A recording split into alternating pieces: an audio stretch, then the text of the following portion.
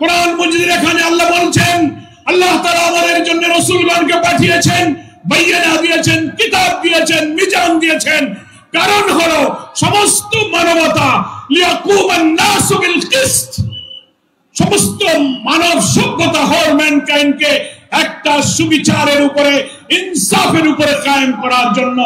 রাষ্ট্র শক্তিতে ইসলামের মধ্য দিয়েই মানবতার কল্যাণ সাধনের জন্য। তাই মানব রচিত কোন বিধানে আমাদের ছাত্রদের যে দাবি উই ওয়ান্ট জাস্টিস, এই সুবিচার আমরা পেতে পারি না।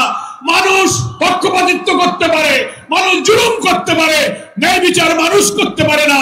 ন্যায় বিচারের বিধান হলো একমাত্র আল্লাহর বিধান।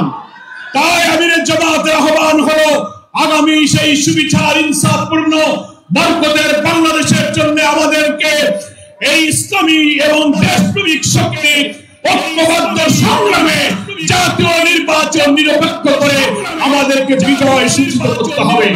অন্তর্বর্তীকালীন সরকারের কাছে আমরা দাবি করেছি, নির্বাচনের যতটুকু সময় বাকি আছে আপনি নির্বাচনকে নিরপেক্ষ করার জন্য মৌলিক সংস্কার, অপরাধীদের বিচার, ক্রিয়ার পদ্ধতি, স্থানীয় সরকার আগে নির্বাচন দেওয়া, লেভেল প্লেইং ফিল্ডের যত দাবি পূরণ না করে নির্বাচন দিলে এই জাতি সেই নির্বাচন নিরপেক্ষ হবে বলে বিশ্বাস করতে হবে। এত রক্ত, এত কষ্ট আমরা বৃথা যেতে দিতে পারি না। সেই নিরপেক্ষ নির্বাচনের মধ্যে এমন একটি বাংলাদেশ আমরা চাই যেখানে অভাবী, দুঃখী, অন্নহীন, বস্ত্রহীন, নিরন্ন মানুষের কোনো দুঃখ থাকবে না।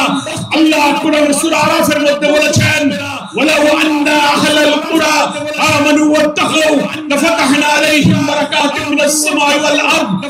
কোন জনপদের মানুষ, কোন দেশের মানুষ যদি আল্লাহর উপর ঈমান আনার পর আল্লাহকে ভয় করে নিজেকে রাষ্ট্র চালাতে পারে, আসমান এবং জমিনের সমস্ত বরকতের দরজা আল্লাহ আমাদের জন্য খুলে দেবেন। জামাত ইসলাম বিশ্বাস করে সেই বরকতের বাংলাদেশের জন্য কোরআন সুন্নাহর ভিত্তিতে সব লোকের নেতৃত্ব কায়েম হওয়া দরকার। তাহলেই হিন্দু, মুসলিম, বৌদ্ধ, খ্রিস্টান, নারী, পুরুষ সকলের কন্যার আদর্শ হচ্ছে সেই একমাত্র কোরআন সুন্নাহর বিধান। তারা সবাই নিরাপদ থাকবে। তাই আসুন এই উত্তরাঞ্চলের 33টি জাতীয় নির্বাচনী আসনে সেই বরকতের বাংলাদেশের জন্য দাঁড়িপাল্লার জোয়ার তুলতে হবে আমাদের।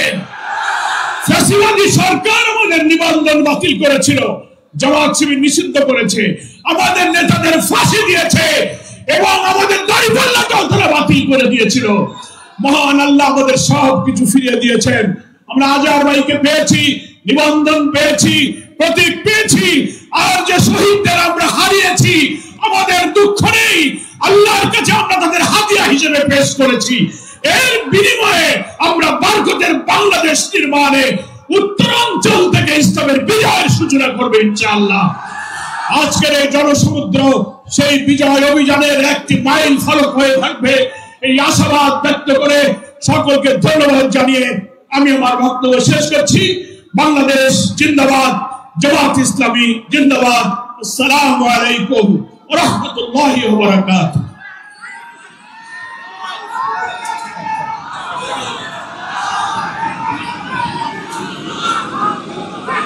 সম্মানিত উপস্থিতি, এখন সালাতুল আসর হবে। আমরা যেখানে আছি সেখানে কাতারবন্দী হয়ে দাঁড়াবো। এখানে সালাতুল আসর আদায় করা হবে। এখন যাদের উজুর প্রয়োজন আছে আপনারা সুরসুর করে বের হয়ে এই পশ্চিম উত্তর কর্নারে দক্ষিণ দিকে বের হয়ে উজু করবেন।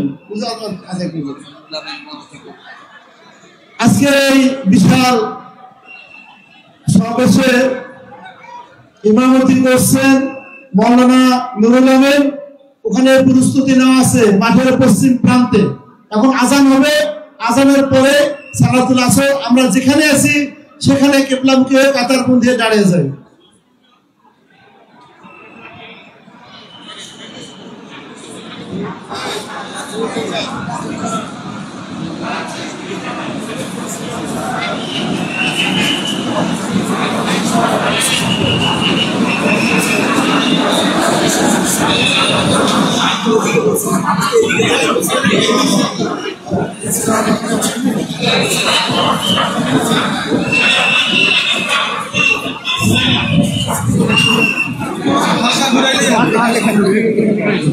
ওখানে মুখে পশ্চিম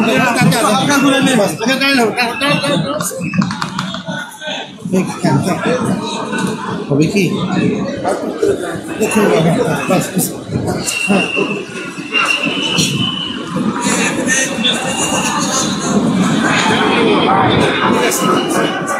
الله أكبر الله أكبر الله أكبر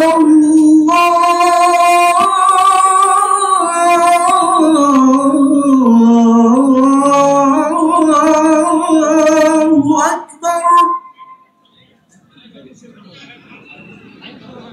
أشهد أن لا إله إلا الله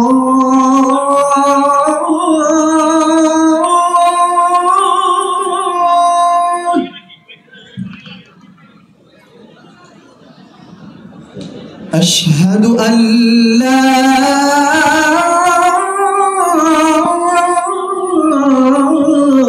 إله إلا الله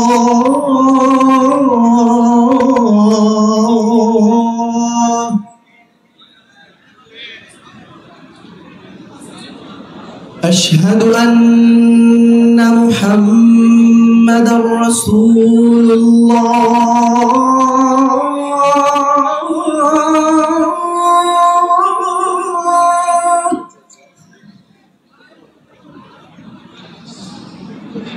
أشهد أن محمدا رسول الله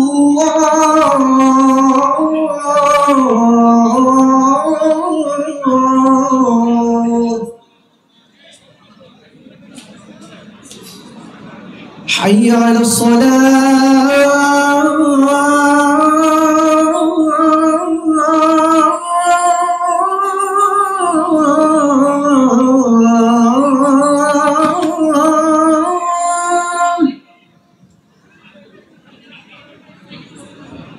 حي على الصلاة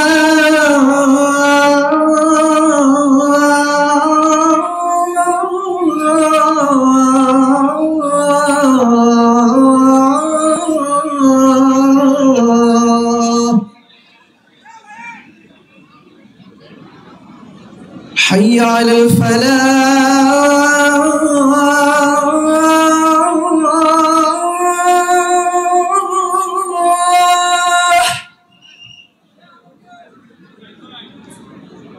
حي على الفلاح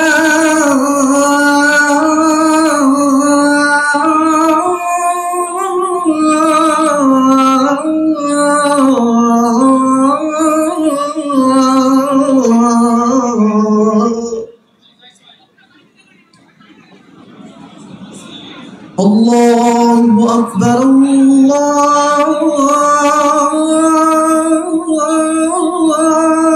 أكبر لا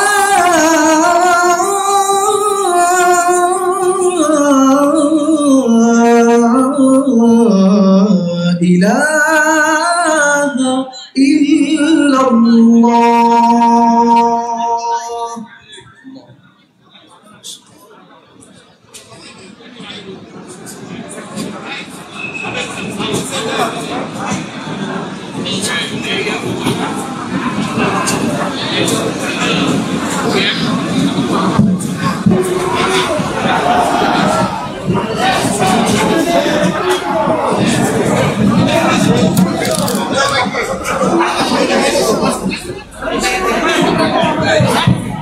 আমরা কাতার বন্ধুদের দলায় 5 বছরের একটি শিশু সোহান নামে একজন শিশু হারিয়ে গেছে।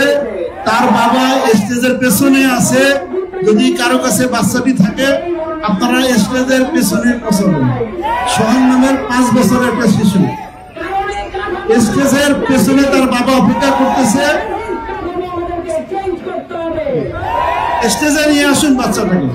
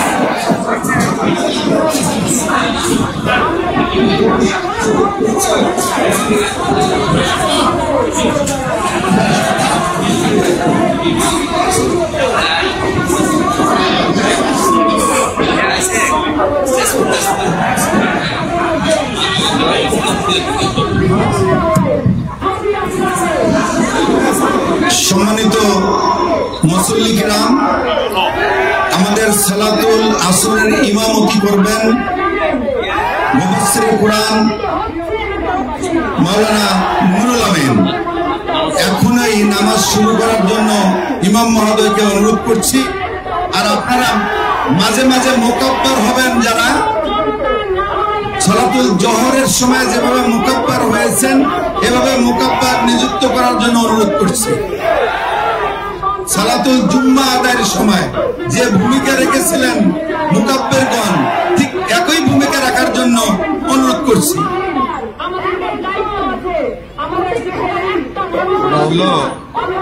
ওইটা সমস্যা নেই, ওটা ইয়ে দিয়ে ইমাম তো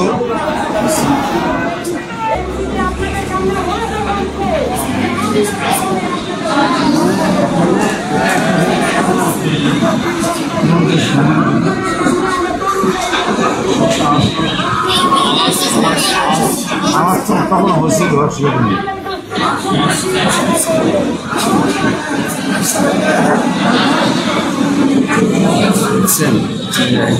এখান থেকে ওটা কি শুরু হয়েছে? না, হয়নি। মাইকের ওই যে ইয়াত মাইক আছে।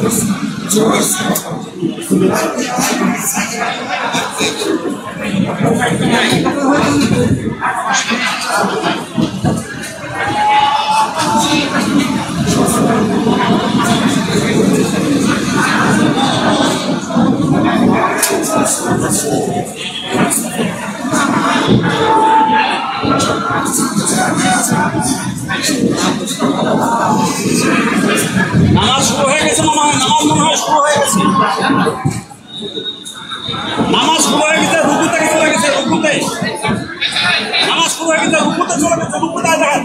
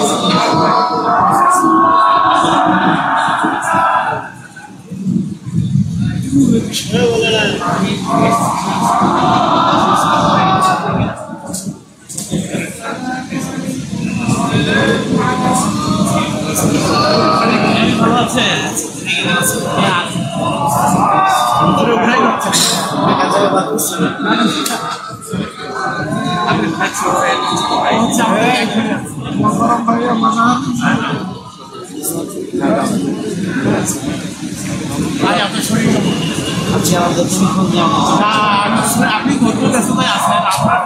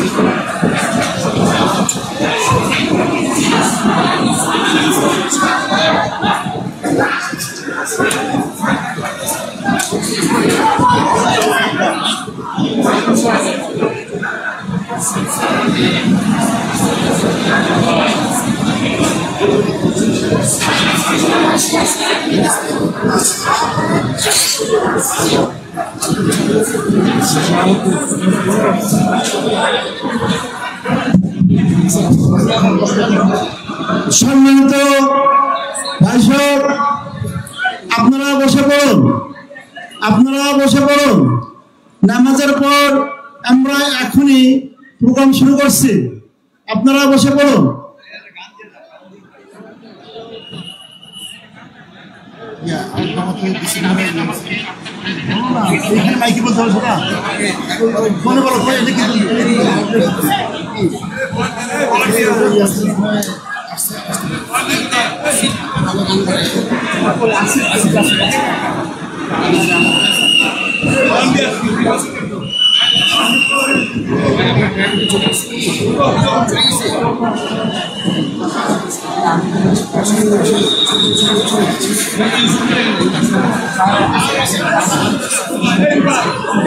এখন একটি নির্বাচনী সঙ্গীত পরিবেশন করছে পায়রা সাংস্কৃতিক শিল্পী গোষ্ঠী, পায়রা সাংস্কৃতিক সংসদ।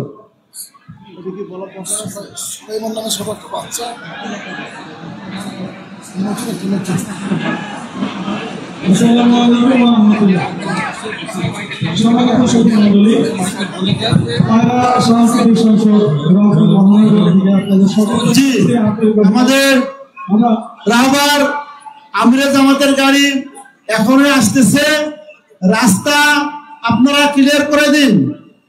ডিসির মোড় থেকে উত্তর পাশে এই রাস্তাটা আপনারা দয়া করে ক্লিয়ার করে দিন।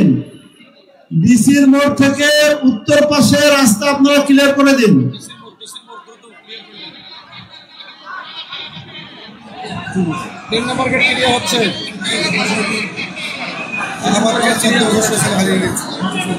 শোনো শোনো মিয়া ভাই, একলা ধরা ধোমার সাই, শুনবেন নাকি ভাই? শোনো শোনো মিয়া ভাই, একলা কথা কবার চাই। শোনো শোনো মিয়া ভাই, একলা কথা কবার চাই। দেশের মানুষ সবাই এবার কয় জামাতে ইসলামী ইনশাআল্লাহ হবে জয়। জামাতে ইসলামী ইনশাআল্লাহ হইবে জয়।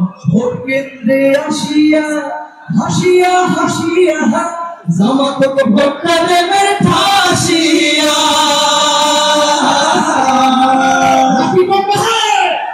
ভোট কেন্দ্রে আসিয়া হাসিয়া হাসিয়া জামাতকে ভোটটা দেবেন ঠাসিয়া। দাড়ি পাল্লা ভোটটা দেবেন ঠাসিয়া। সন্ত্রাসীদের দিন শেষ, জামাতের বাংলাদেশ। সন্ত্রাসীদের দিন শেষ, জামাতের বাংলাদেশ। কোরআন দিয়া দেশ গড়িব, দেশটা হইবে শান্তিময়। জামাতে ইসলামী ইনশাআল্লাহ হইবে জয়। জামাতে ইসলামী ইনশাআল্লাহ হইবে জয়। না থাকে নার বসিয়া, না থাকে নার শুতিয়া, জামাত গো ভোটটা দেবেন ঠাসিয়া।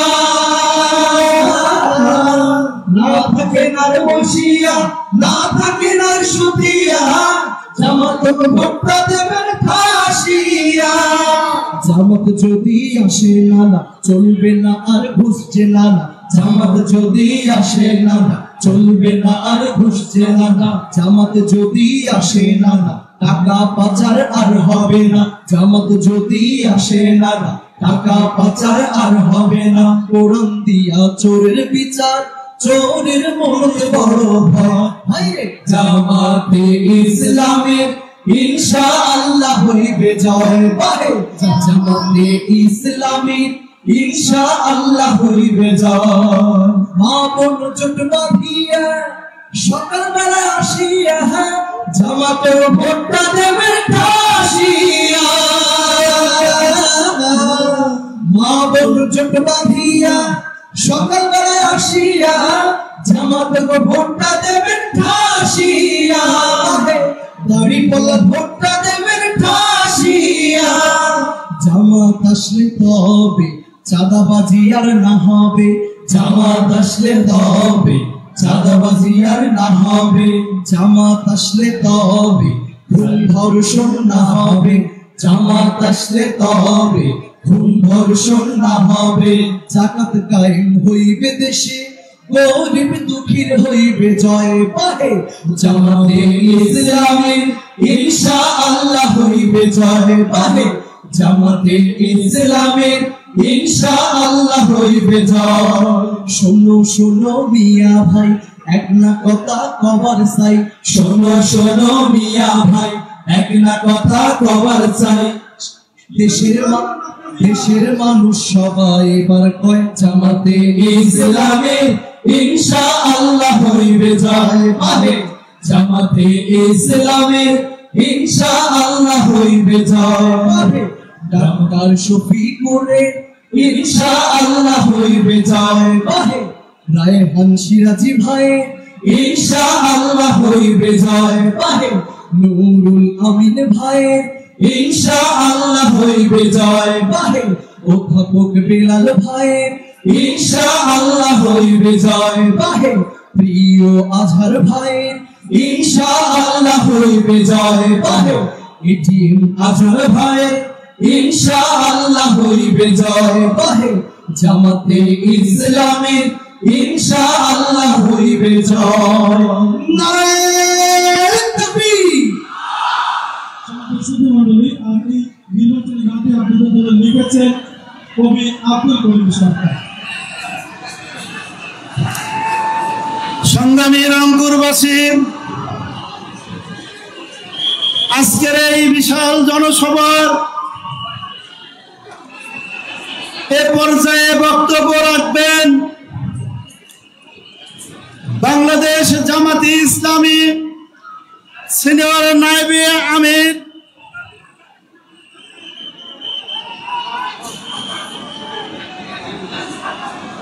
অধ্যাপক মুজিবুর রহমান। অধ্যাপক মুজিবুর রহমান।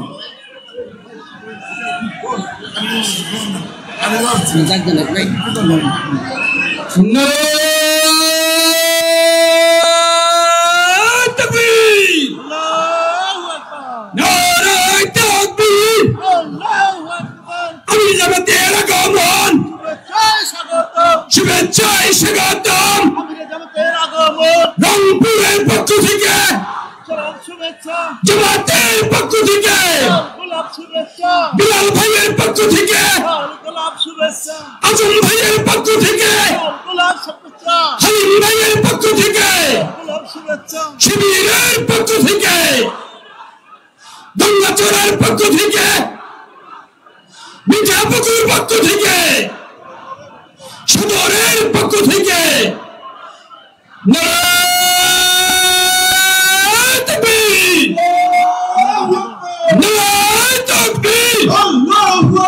আমি আমাদের আগমন শুভেচ্ছায় স্বাগতম।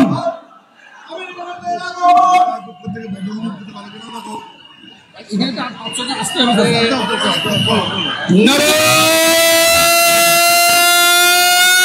তাকবীর, নারায়ে তাকবীর, নারায়ে তাকবীর।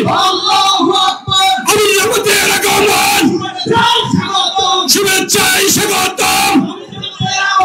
আজহার ভাইয়ের পক্ষ থেকে লাল সালাম শুভেচ্ছা, বেলাল ভাইয়ের পক্ষ থেকে, আজম ভাইয়ের পক্ষ থেকে।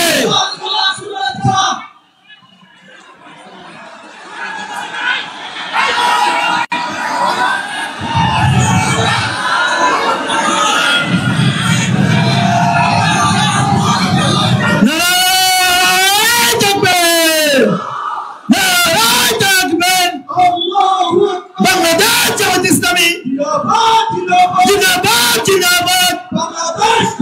আমিরা জামাতের আগমন রংপুরবাসীর পক্ষ থেকে লাল গোলাপ শুভেচ্ছা।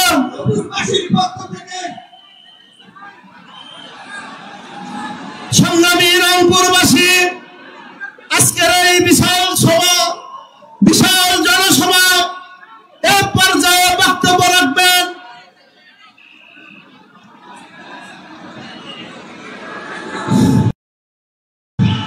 বাংলাদেশ জামাত ইসলামী সিনিয়র আমির অধ্যাপক মুজিবুর রহমান। অধ্যাপক মুজিবুর রহমান।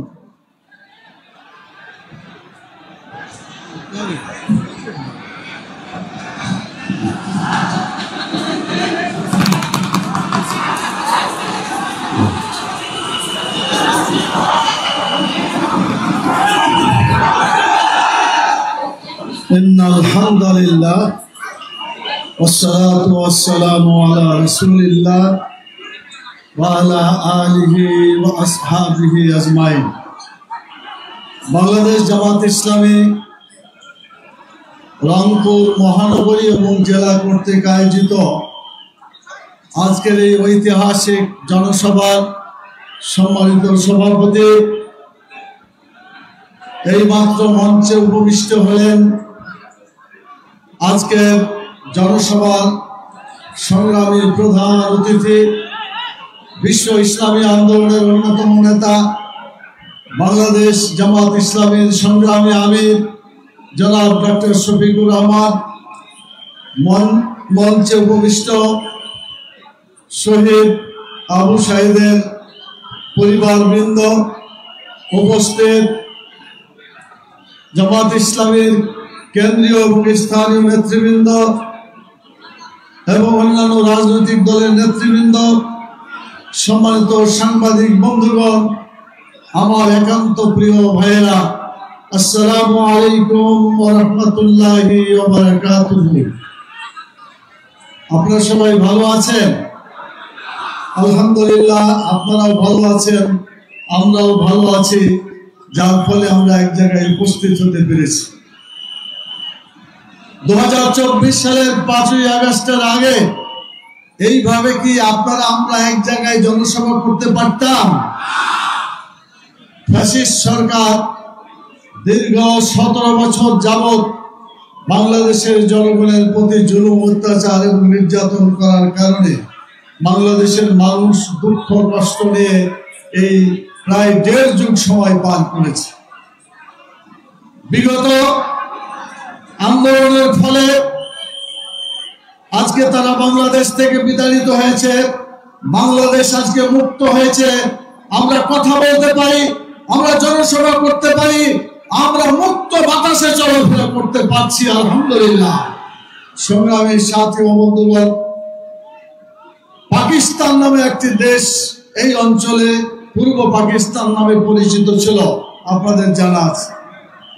ইসলামের নামে অর্জিত পাকিস্তানে মানুষ আশা করেছিল যে ইসলামের আইন চালু হবে, কিন্তু দুর্ভাগ্য 24 বছরের ইতিহাসে পাকিস্তান ইসলামের নামে স্বাধীনতা অর্জন করলেও ইসলামের আইন তারা চালু করে নাই, যার ফলে ইসলামের সাথে বিশ্বাসঘাতকতা করার কারণে 24 বছরের মাথায় দেশটি ভেঙে টুকরো হয়ে গিয়েছে। সংগ্রামী সাথী ও বন্ধুগণ, এর পরবর্তী পর্যায়ে যারা আন্দোলনের নেতৃত্ব দিয়েছিল বলে দাবি করে, তারা বলেছিল ভাতের অধিকার প্রতিষ্ঠা করবে, ভোটের অধিকার প্রতিষ্ঠা করবে। আমি জিজ্ঞেস করতে চাই, বিগত 1971 থেকে 2024 প্রায় 54 বছর ধরে তারা একের পর এক এসেছে এবং অনেকে গিয়েছে। এই দীর্ঘদিনের মধ্যে সত্যিকার মানুষ ভাতের অধিকার কি প্রতিষ্ঠিত হয়েছে? 10 টাকা কেজি চাউল খেতে দিতে চেয়েছিল, সেটা কি জনগণ পেয়েছিল? হয় নাই। আবার ভোটের কথা বলতে বড় লজ্জা লাগে। তারা বলেছিল আমার ভোট আমি দিব, যাকে ইচ্ছা তাকে দিব, কিন্তু তারা উল্টে দিয়েছে স্লোগান। তারা উল্টে দিয়ে বলেছে আমার ভোট আমি দিব, তোমারটাও আমি দিব। যার ফলে নির্লজ্জের মতো বাংলাদেশের মানুষের ভোটাধিকার তারা লঙ্ঘন করেছিল। এবং শুধু তাই নয়, আলেম ওলামা থেকে শুরু করে সাধারণ মানুষ, অসহায় জনগণের উপরে তারা স্টিম রোলার চালিয়েছিল। আপনারা জানেন, এই জুলুমের ইতিহাস বলতে গেলে সময় পাওয়া যাবে না। মোহতারাম আমিরে জামাত মূল কথা বলবেন, এগুলা বিস্তারিত বলবেন। আমি যে কথা বলে আমার কথা শেষ করতে চাই সেটি হচ্ছে, যতদিন পর্যন্ত বাংলাদেশে কোরআনের আইন চালু না হবে, ইসলামের আইন চালু না হবে, ততদিন পর্যন্ত আমাদের এই দেশে সত্যিকার অর্থে শান্তি প্রতিষ্ঠা হবে না, হতে পারে না। অতএব আমাদেরকে আন্দোলন করতে হবে। জুলাইয়ের 24-এ যে জুলাই এবং আগস্টে যে আন্দোলন করেছিলেন, তার চাইতে সিরিয়াস আন্দোলন করতে হবে। মানুষের তৈরি মতবাদ বাংলাদেশের জাতীয় সংসদে আর আমরা যেতে দেব না। সেটা ধর্মনিরপেক্ষবাদ হোক, সেটা পুঁজিবাদ হোক, সমাজবাদ হোক, যে কোনো মতবাদ হোক, মানুষের আইন বাংলাদেশের জাতীয় সংসদে আর আমরা ফিরে যেতে দেব না। আপনারা কি রাজি আছেন? আগামী দিনে আল্লাহর আইন চালু করতে হবে। সেই আল্লাহর আইন দেশে সুবিচার প্রতিষ্ঠা করতে পারে। উই ওয়ান্ট জাস্টিস বলে যে আন্দোলন করা হয়েছিল, সেই জাস্টিস আমরা এখনো পাই নাই। আর জাস্টিস হতে পারে না, আল্লাহর আইন ছাড়া মানুষের আইন দিয়ে সুবিচার আসতে পারে না। আপনারা দেখেছেন বিগত বিচারকরা যেভাবে বিচার করেছে, এই বিচারকের আজকে আমাদের সদ্য আজকে মুক্ত প্রিয় নেতা সাবেক ভারপ্রাপ্ত secretary general ATM Azharul Islam ভাই, তিনি আল্লাহর ইচ্ছায় ফিরে এসেছেন। কিন্তু এই মিথ্যা বিচার করে আমাদের আগের নেতৃবৃন্দকে তারা বিচারিক হত্যা করেছে। তারা এই বিচারেরও বিচার হওয়া দরকার। যারা এভাবে অন্যায়ভাবে বিচার করেছে, সেই বিচারকরা যারা বিচার করেছে, 3 কিলোমিটার দূরে বলছে আজহার ভাই লোককে হত্যা করেছে। 3 কিলোমিটার দূরে মানুষকে দেখা যায়? বলেন দেখা যায়, বোঝা যায়, চিনা যায়? কিছুই করা যায় না। অথচ এই ধরনের মিথ্যাচার করে বিচারক রায় দিল, যারা সাক্ষী তারাও মিথ্যা সাক্ষী দিল। শেষ পর্যন্ত বিচারিক হত্যাকাণ্ড করে আমাদের নেতৃবৃন্দকে তারা হত্যা করেছে, অন্যায়ভাবে শহীদ করে দিয়েছে। আমরা এই বিচারের, আমরা যারা এগুলো করেছে তাদেরও বিচার আমরা চাই বাংলাদেশের মাটিতে। প্রিয় ভাইরা, এই বিচার সম্পর্কে ব্রিটিশ কোর্ট বলেছিল এটা জেনোসাইড অফ জাস্টিস, বিচারকে হত্যা করেছিল, এটা ব্রিটিশ কোর্টের রায়। একইভাবে বাংলাদেশের বিচারক তারাও কিন্তু এই রায় দিয়েছে যে বিচার কার্যকর যেটা হয়েছে এটা সুবিচারকে তারা হত্যা করেছে। সেজন্য এই বিচার আমাদের হতে হবে। প্রিয় ভাইরা, বাংলাদেশ জামাত ইসলামী মানুষের আইন দিয়ে দেশকে চলতে না দিয়ে রাসূল সাল্লাল্লাহু আলাইহি সাল্লামের মতো বাংলাদেশকে ইসলামী রাষ্ট্র করতে চায়। আপনারা কি রাজি আছেন সেই রাষ্ট্র কায়েম করতে? সেই রাষ্ট্র কায়েম করার জন্য জামাত ইসলামের একটা প্রতীক ছিল, এটাও তাদের সহ্য হয় নাই। এই দাঁড়িপাল্লাকে তারা নির্বাসন দিয়ে দিয়েছিল। আল্লাহ তাআলা আমাদের আজহার ভাইকে ফিরিয়ে দিয়েছেন, আমাদের রেজিস্ট্রেশনকে ফিরিয়ে দিয়েছেন, আমাদের প্রতীককেও ফিরিয়ে দিয়েছেন, আলহামদুলিল্লাহ। অতএব এই দাঁড়িপাল্লা ইনসাফের প্রতীক। যদি দাঁড়িপাল্লা বিজয় হয়, বাংলাদেশে বেইনসাফি থাকবে না ইনশাআল্লাহ। সুবিচার সর্বক্ষেত্রে কায়েম হবে। সেজন্য আসুন আগামী নির্বাচনে 33 জন যে প্রার্থী সম্পর্কে আপনাদেরকে পরিচয় করিয়ে দিয়েছে রংপুর অঞ্চলে, এই ভাইদেরকে দাঁড়িপাল্লা প্রতীকে দাঁড়িপাল্লা প্রতীকে তাদেরকে বিজয়ী করার জন্য আপনারা কি চেষ্টা করতে রাজি আছেন? ইনশাআল্লাহ। শুধু আপনাদের ভোট দিলে হবে না, ভোট আরো যোগ করতে হবে। এই জন্য যারা ভোটার আছে অন্যকে ভোট চাইতে হবে অন্যের, এই জন্য ভোটার হবে, ভোটার কর্মী, অন্যকে ভোটের জন্য তাকে চাইতে হবে। আপনাকে পরিশ্রম করতে রাজি আছেন ইনশাআল্লাহ? তাহলে আমরা বিশ্বাস করব আগামী দিনে বাংলাদেশ হবে ইসলামের বাংলাদেশ। জামাত ইসলামী যে আন্দোলন চালিয়ে যাচ্ছে, ইসলামী ছাত্র শিবির যে আন্দোলন চালিয়ে যাচ্ছে, তেমনি ভাবে আরো যারা যারা ইসলামের পক্ষে আছে সবাইকে ঐক্যবদ্ধ করে একটা বিরাট ইসলামী ঐক্য গড়ে তুলে সমঝোতার নির্বাচন হবে। ইসলামের পক্ষে বাংলাদেশে বিজয় আসবে ইনশাআল্লাহ। সেই বিজয়ের জন্য আপনাদেরকে এখান থেকে শপথ নিয়ে ফিরে যেতে হবে। আমি আপনাদেরকে সেই শপথ গ্রহণ করে ময়দানে ফিরে যাওয়ার আহ্বান জানিয়ে আমার সংক্ষিপ্ত কথা এখানেই শেষ করছি।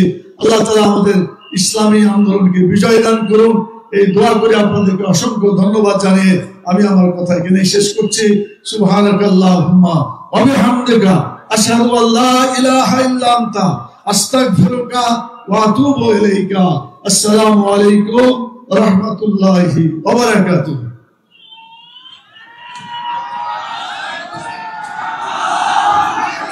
সম্মানিত ভাইদের দৃষ্টি আকর্ষণ করছি, আপনারা যারা মাঠের মাঝখানে দাঁড়িয়ে আছেন, আপনাদের দাঁড়িয়ে থাকার কারণে পিছনের ভাইদের দেখার খুবই সমস্যা হচ্ছে। বিনয়ের সঙ্গে অনুরোধ করছি আপনারা একটু সকলে বসে পড়ুন। আমাদের মোহতারাম আমির জামাত এসেছেন, কথা বলবেন একটু পরে। আমাদের স্বেচ্ছাসেবক ভাই যারা আছেন আপনারা ভাইদেরকে বসানোর জন্য একটু সহযোগিতা করুন। সংগ্রামী সাথী ও বন্ধুগণ, আজকের এই বিশাল জনসভায় এ পর্যায়ে আজকে প্রধান বক্তা হিসেবে গুরুত্বপূর্ণ বক্তব্য রাখবেন এদেশের গণমানুষের প্রিয় সংগঠন শহীদি কাফেলা বাংলাদেশ জামাত ইসলামীর কেন্দ্রীয় নির্বাহী পরিষদের অন্যতম সদস্য, 14 বছর কাল নির্যাতিত মুসলিম জনতা, রংপুরের গৌরব, আমাদের একান্ত শ্রদ্ধাভাজন ভাই জনাব এটিএম আজহারুল ইসলাম, জনাব এটিএম আজহারুল ইসলাম।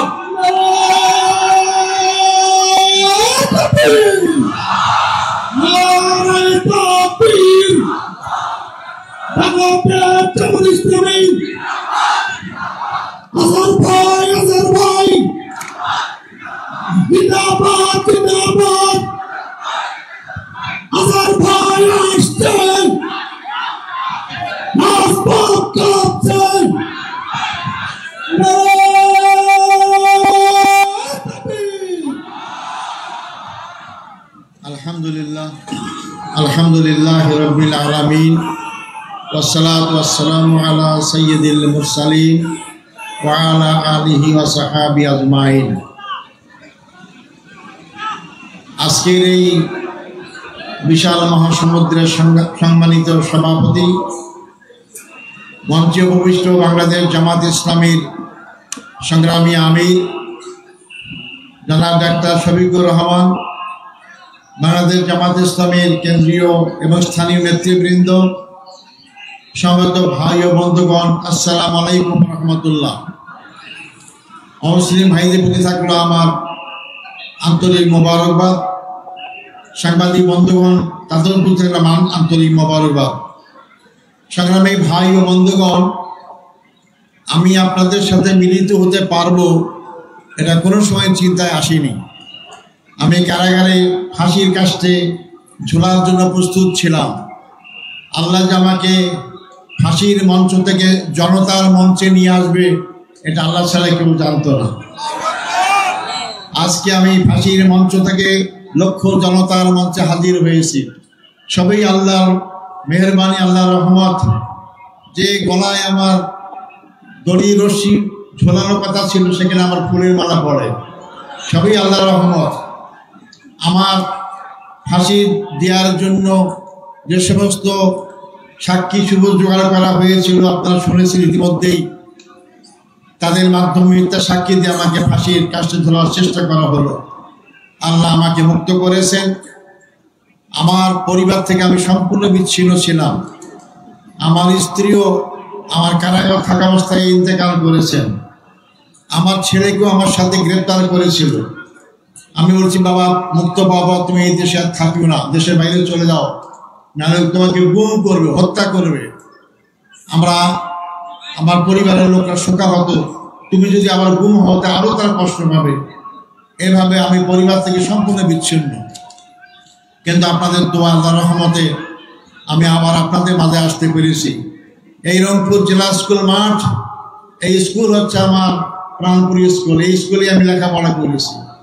এই স্কুল থেকে আমি এসএসসি পাস করেছি। এই মাঠ আমার সব চেনা। আমার রংপুরেই কেটেছে আমার কিশোর বয়স, যুবক বয়স, পুরা বয়স এই রংপুর। এই রংপুরেই আমার জন্য, এই রংপুর শহরে আমি বসবাস করেছি। রংপুরের জনগণ, আমার মনে হয় না কেউ বলতে পারবে যে আমি কোনো অপরাধের সাথে জড়িত ছিলাম।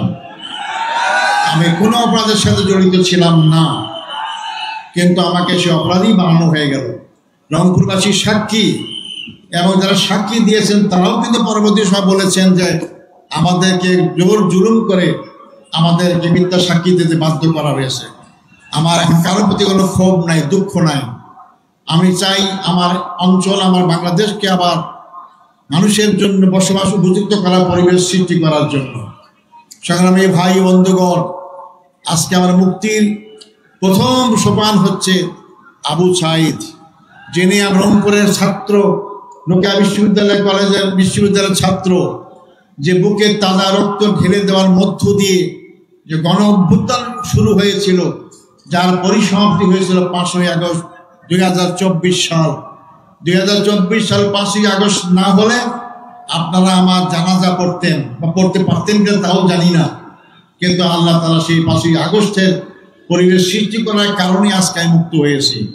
তাই আমার মুক্তির জন্যই কিন্তু আবু সাঈদ আমার পক্ষেই কাজ করেছে। তার মৃত্যুই আমাকে মুক্তির পথ দেখিয়ে দিয়েছে। আমি তার হত্যাকারীদের বিচারের সম্মুখীন করা হচ্ছে, কিন্তু তড়িৎ গতিতে বিচার করে তাদের সমুচিত শাস্তি দেওয়ার ব্যবস্থা করা হোক। সংগ্রামী ভাই বন্ধুগণ, আমি এখানে যারা আছে আমাদের নেতৃবৃন্দ, তাদের চেয়ে অনেকের আমার বয়স একটু বেশি। আমি যাদের সাথে কাজ করেছি, আফসোস দুঃখ আজকে তারা কেউ আমার সাথে নেই। তাদেরকে হত্যা করা হয়েছে। আমাদের দলের প্রধান মৌলানা মতিউর রহমান ইসলামীকে মিথ্যা মামলায় হত্যা করা হয়েছে। আমাদের পার্টির সেক্রেটারি জেনারেল জনাব আলী হাসান মোহাম্মদ মুজাহিদ, তাকে হত্যা করা হয়েছে। আমাদের পার্টির 2 জন সহকারী সেক্রেটারি জেনারেল জনাব মোহাম্মদ কামারুজ্জামান আব্দুল কাদের মোল্লা এবং নির্বাহী পরিষদ সদস্য জনাব মীর কাসিম সাহেব আলীকে ফাঁসি কাস্টে দিয়ে হত্যা করা হয়েছে। আমি তাদের আত্মার মাগফিরাত কামনা করি। তাদের পরিবারে যারা জীবিত আছেন, শোক পরিবারদের আমি সমবেদনা জ্ঞাপনা করি, এবং এই সমস্ত মামলার মাধ্যমে যাদেরকে হত্যা করা হয়েছে আমি তাদের বিচার আওতায় আমি দাবি জানাচ্ছি। এই কারাগারে যারা ফাঁসি হয়েছে কিন্তু কার্যকর করা হয়নি, মামলার রায় হয়েছে, যাবজ্জীবন দেওয়া হয়েছে, অথবা মামলা চালাবার অবস্থায় ছিল, তাদেরকেও হত্যা করা হয়েছে কারাগারে বিনা চিকিৎসায়। তার মধ্যে অধ্যাপক গোলাম আজম, আপনার নাম জানেন, আমার মৌলানা আবুল কালাম আজাদ, মৌলানা আবুল কালাম ইউসুফ, তাকে হত্যা করা হয়েছে। মৌলানা আব্দুস সোবহান, যিনি 5 বার জাতীয় সংসদের সদস্য নির্বাচিত হয়েছিলেন। যারা যুদ্ধ অপরাধ করে, যারা মানবতা বিরোধী অপরাধ করে, তারা কি জনগণের ভোটে নির্বাচিত হতে পারে? আমি চ্যালেঞ্জ দিয়ে বলতে পারি দুনিয়ার কোনো দেশে এরকম কোনো উদাহরণ নাই। কিন্তু তাদেরকেও তো ফাঁসির কাছে ঝুলাবার চেষ্টা করা হলো। এটাই আজব এক বাংলাদেশ, আজব এক আমাদের ক্ষমতায় যারা ছিলেন তাদের চরিত্র। সংগ্রামী ভাই বন্ধুগণ, সবচেয়ে দুঃখজনক হচ্ছে আমাদের আন্তর্জাতিক খ্যাতি সম্পন্ন আলেমে দ্বীন, মুফাসসিরে কোরআন, যাকে কোরআনের পাখি বলা হয়, মৌলানা দেলাওয়ার হোসেন সাঈদীকে কারাগার থেকে চিকিৎসা না দিয়ে শেষ পর্যায়ে হাসপাতালে নিয়ে এসে হত্যা করা হয়ে গেল। তাই আমি আজকে আপনাদের মাধ্যমে বর্তমান সরকারের কাছে দাবি জানাতে চাই, যারা এই মানবতা বিরোধী অপরাধে জড়িতকে হত্যা করা হয়েছে, হত্যার ষড়যন্ত্র করা হয়েছিল, এই বিচার প্রক্রিয়ার সাথে যারা যেখানে যেভাবেই জড়িত সবাইকে আইনের আওতায় নিয়ে এসে তাদের বিচার করতে হবে এবং যারা এই বিচারের সম্মুখীন হয়ে হত্যার সম্মুখীন হয়েছেন তাদের ক্ষতিপূরণ দান করতে হবে। সংগ্রামী ভাই ও বন্ধুগণ, আজকে আমি বলতে চাই গর্বের সাথে, আমার রায়ের মাধ্যমে এটি আজহারুল ইসলাম মুক্তি পায় নাই, আমার রায়ের মাধ্যমে বাংলাদেশ জামাত ইসলামী দীর্ঘদিনের মিথ্যা অপবাদ থেকে মুক্তি পেয়েছে। সর্বোচ্চ আদালত রায় দিয়েছে, ন্যায়ভ্রষ্ট রায় বলা হয়েছে আইনটাই বেআইনি, সেই আইনের মাধ্যমে তাদেরকে হত্যা করা হয়েছে।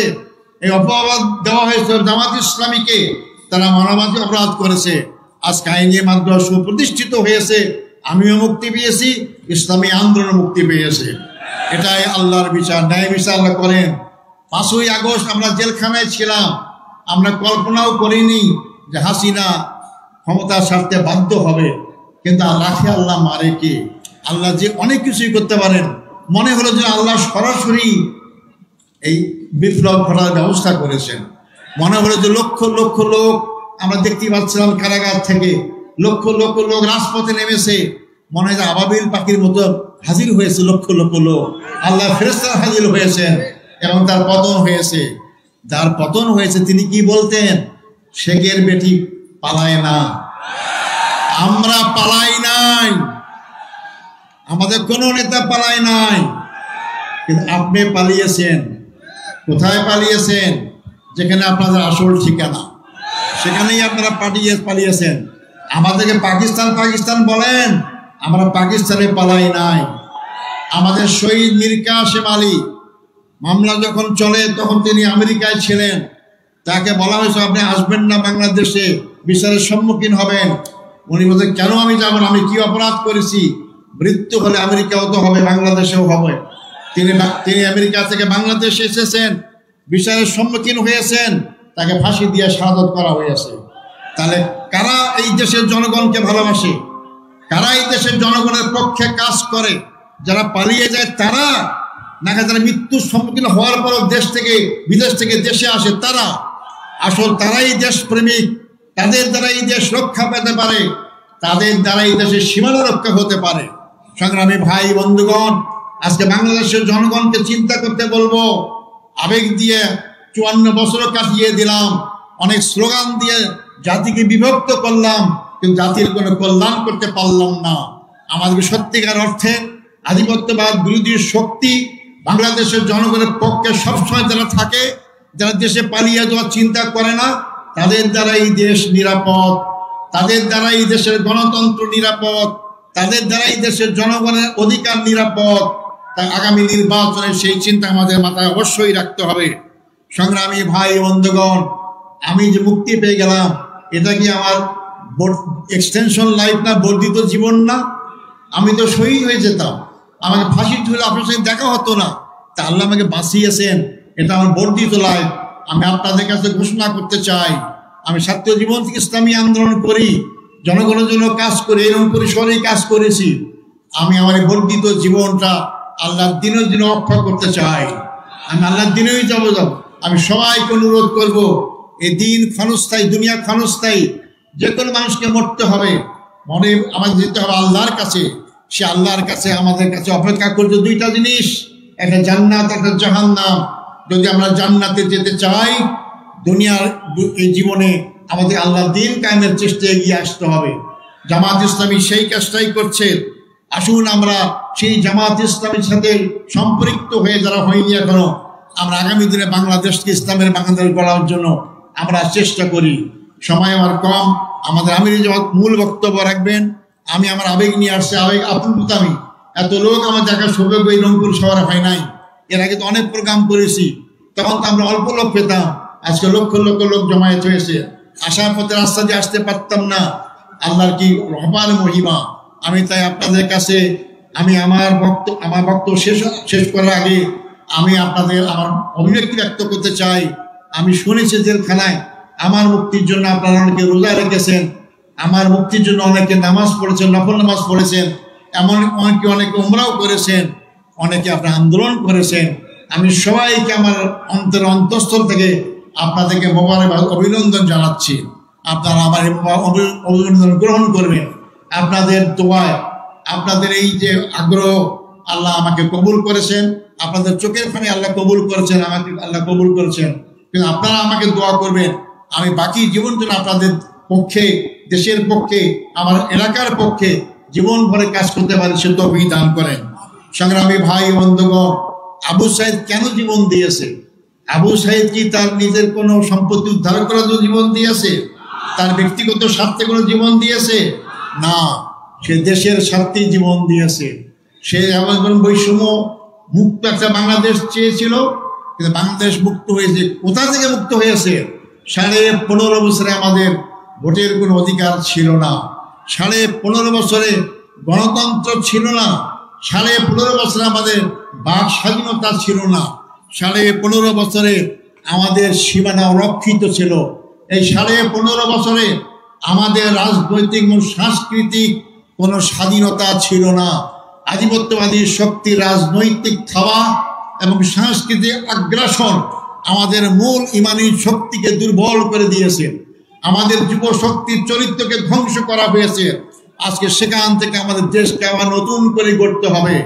এই নতুন বাংলাদেশ গড়ার ক্ষেত্রে দলীয় স্বার্থের ঊর্ধ্বে ওঠে সকল ভেদাভেদ ভুলে গিয়ে জাতীয় ঐক্য গড়ে আবু সাইদের স্বপ্নকে বাস্তবায়ন করতে হবে। আবু সাইদের স্বপ্ন ছিল একটা আধিপত্যবাদ মুক্ত বাংলাদেশ। আবু সাইদের স্বপ্ন ছিল বৈষম্যহীন বাংলাদেশ। আবু সাইদের স্বপ্ন ছিল যার যার ভোট নিজের পছন্দের বাক্সে ভোট দিতে পারবে, এরকম একটি বাংলাদেশ। আবু সাইদের স্বপ্ন ছিল গণতন্ত্র বাংলাদেশ প্রতিষ্ঠা হোক, সেই বাংলাদেশ। আর এই বৈষম্য বাংলাদেশ গড়তে হলেই আপনার আগের বক্তা শুনেছেন, এই বাংলাদেশের 54 বছরে অনেক আইন, অনেক কিছু পরীক্ষা হয়েছে, কোন আইন দিয়ে বাংলাদেশের জনগণের মুক্তি নিশ্চিত হয় নাই।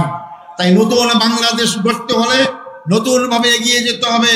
আর তা হচ্ছে আল্লাহর আইন এবং সৎ লোকের শাসন। আল্লাহর আইন সৎ লোকের শাসনের মাধ্যমেই বাংলাদেশ সার্বিকভাবে মুক্তি পাইতে পারে। আসুন আমরা আগামী দিন আল্লাহর আইন সৎ লোকের শাসনের আন্দোলনের সবাইকে আমরা এগিয়ে আসার আহ্বান জানাই এবং সেই বাংলাদেশ গড়ার জন্য আমরা সবাই সামনে দিকে এগিয়ে যাই।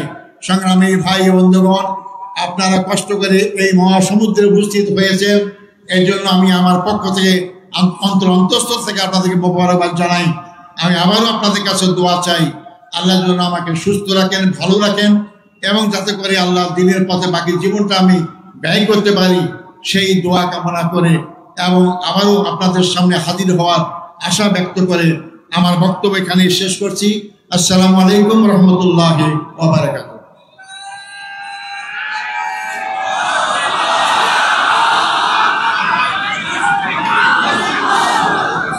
সম্মানিত জনতা, আজকের এই বিশাল জনসভায় আমাদের মাঝে উপস্থিত রয়েছেন কেন্দ্রীয় বায়তুল মাল সম্পাদক, কেন্দ্রীয় নির্বাহী পরিষদ সদস্য, বর্ষিয়ান জনতা অধ্যক্ষ মোহাম্মদ শাহাবুদ্দিন। আমাদের সকলের পক্ষ থেকে তাকে আমরা ধন্যবাদ জ্ঞাপন করছি। এ পর্যায়ে সভাপতির ধন্যবাদ জ্ঞাপন। আজকের এই জনসভার সম্মানিত সভাপতি রংপুর মহানগরীর আমির উপাধ্যক্ষ এটিএম আজম খান, উপাধ্যক্ষ এটিএম আজম খান।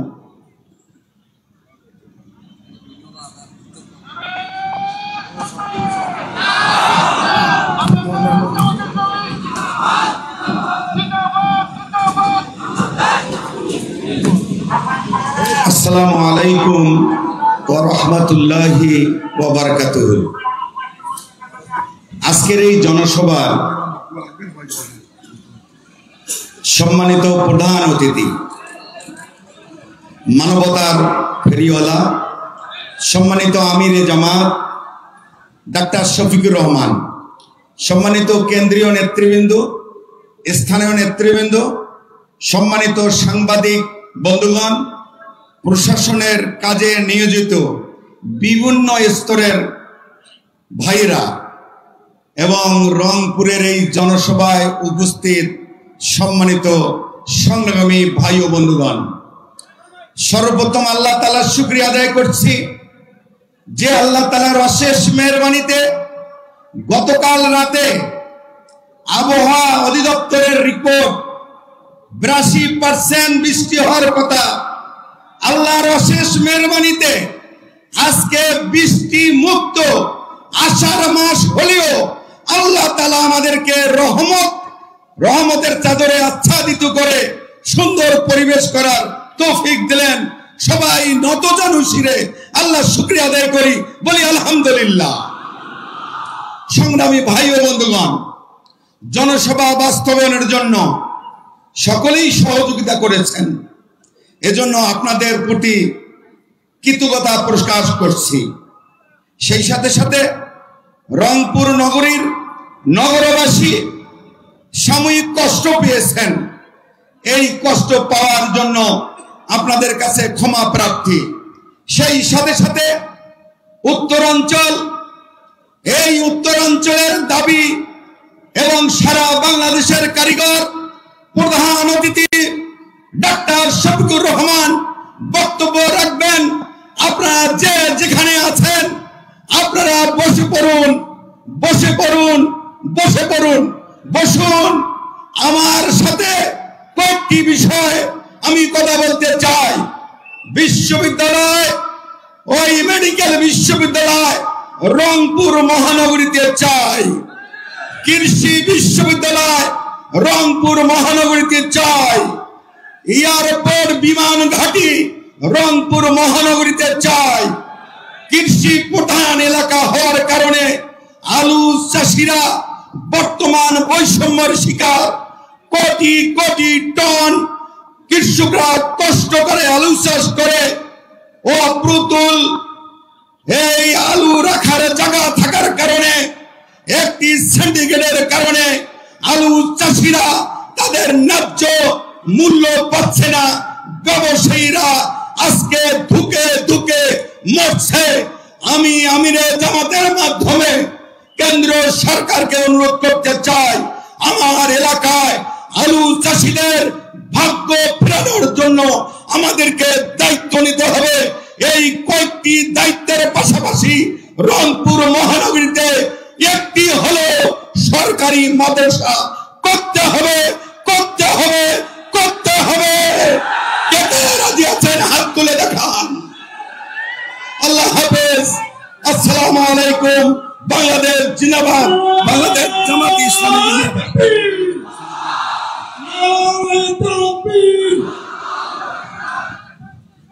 সংগ্রামী ভাই ও বন্ধুগণ, যার জন্য এই প্রখর রোদে গা ঘামিয়ে সারা দিনের কাজকে স্টপ করে জেলা স্কুলের জেলা মাঠকে পরিপূর্ণ শুধু নয়, সারা রংপুর নগরী জনতার জামাতের ন্যায়ের পক্ষের জনতার দাবি পূরণের জন্য তারা মানুষের ঢল নেমেছিল। এই জনসভায় এই পর্যায়ে প্রধান অতিথির বক্তব্য রাখছেন বাংলাদেশের জনগণের মানবতার ফেরিওয়ালা, ভারসাম্যপূর্ণ, ইনসাফপূর্ণ একটি ন্যায় নীতি প্রতিষ্ঠার, রাষ্ট্র প্রতিষ্ঠার রাহবার আজকের প্রধান অতিথি ডাক্তার শফিকুর রহমান। জননেতা ডাক্তার শফিকুর রহমান।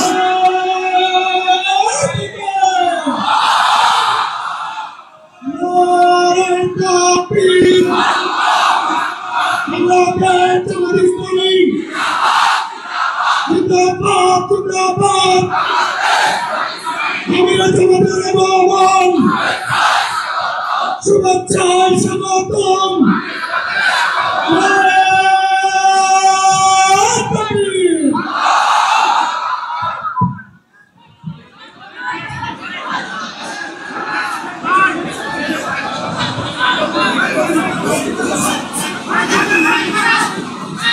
আসসালামু আলাইকুম ওয়া রাহমাতুল্লাহ। প্রিয় রংপুরবাসী, আপনারা কেমন আছেন? কি জানি আপনাদের ভাষায় কি বলে, কোনটা বাহে নাকি কি আমি বুঝতে পারতেছি না, এরকম কিছু। আলহামদুলিল্লাহ। হ্যাঁ, কেমন আছেন বাহে? আলহামদুলিল্লাহ, আলহামদুলিল্লাহ, আলহামদুলিল্লাহ রাব্বিল আলামিন, ওয়াসসালাতু ওয়াসসালামু আলা রাসূলিহিল কারীম ওয়া আলা আলিহি ওয়া সাহবিহি ওয়া আহলি বাইতি আজমাইন। বাংলাদেশ জামাত ইসলামী রংপুর জেলা এবং মহানগরী কর্তৃক আয়োজিত আজকের এই বিশাল জনসভার সম্মানিত সভাপতি, মঞ্চে বসা সহকর্মী, কেন্দ্রীয় নেতৃবৃন্দ, স্থানীয় নেতৃবৃন্দ, বন্ধু সংগঠনের সম্মানিত নেতৃবৃন্দ, শহীদ পরিবারের গর্বিত সদস্যবৃন্দ, বিভিন্ন ধর্মের সম্মানিত ভাইয়েরা, আজকের এই বিশাল জনসমুদ্রে উপস্থিত প্রিয় রংপুরবাসী এবং মিডিয়া জগতের আমার প্রিয় বন্ধুরা, আল্লাহ তাবারক ওয়া তাআলার অগণিত শুকরিয়া। কার্যত দুপুর 2টা থেকেই এই আয়োজন চলছে। প্রখর রোদের মধ্যে চামড়া পুড়িয়ে আপনারা কিন্তু জনসভার স্থল ত্যাগ করেন নাই। আপনারা বসে আছেন, আপনারা বসে আছেন। আমি বিশ্বাস করি আজকে আপনারা এসেছিলেন আমাকে দেখার জন্য নয়, আপনারা এসেছিলেন একজন জীবন্ত শহীদকে দেখার জন্য।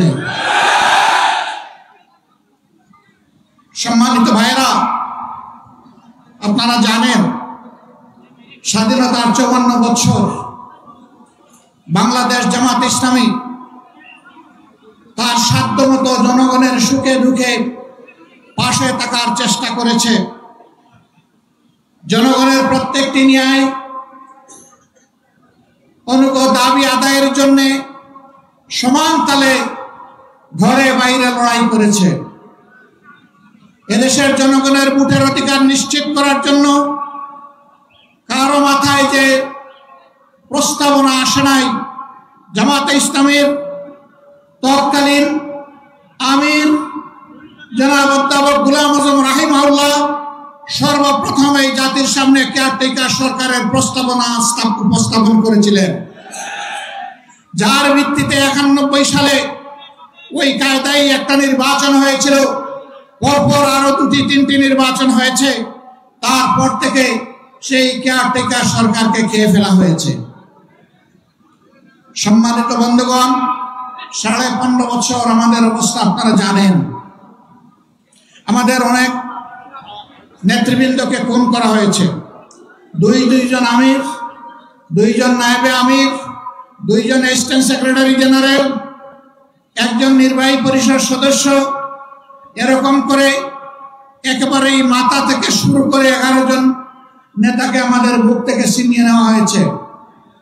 আজকে জীবন্ত যে শহীদ আপনাদের সামনে দাঁড়িয়ে তার জীবনকে মহান আল্লাহর জন্য ওয়াকফ করে দিলেন এবং বাংলাদেশের জনগণের জন্য কাজ করার যে আকাঙ্ক্ষা ব্যক্ত করলেন, আমাদের ওই সমস্ত নেতৃবৃন্দ বেঁচে থাকলেও বাংলার প্রতিটি প্রান্তরে ঘুরে ঘুরে আজকের এই হতাশাগ্রস্ত জাতিকে তারা আশা জাগা নিয়ে কথা বলতেন, তারা জাতিকে নতুন করে পথ দেখাতেন।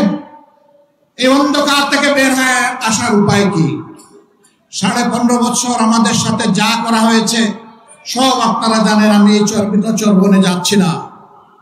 তারা অনেক মানুষকে খুন করেছে, আবার আল্লাহর ইচ্ছায় অনেককে তারা খুন করতে পারেনি। আমার সম্মানিত ভাই এটিএম আজহারুল ইসলাম বলেছেন, রাখে আল্লাহ মারেকে, কিন্তু আরেকটা তিনি বলেন নাই, ধরে আল্লাহ ছাড়ে খে।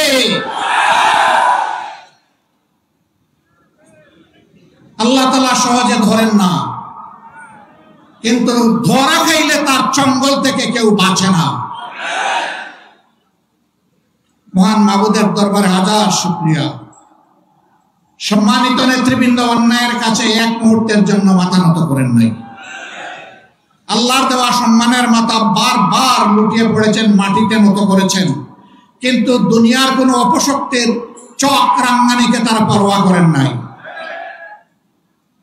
কোন লোক লালসার দিকে ফিরে তাকাননি, হুমকি দমকিকে পাত্তাই দেননি, বরঞ্চ ফাঁসির মঞ্চে গিয়েছেন হাসতে হাসতে। কারণ তারা জানেন যে অভিযোগ তাদের বিরুদ্ধে করা হয়েছে এটি সুলহানা মিথ্যা। আর জনাব আজহারুল ইসলাম ভাইয়ের মামলার রায়ের মধ্য দিয়ে প্রমাণ হয়েছে এটা আসলেই সুবহানা মিথ্যা।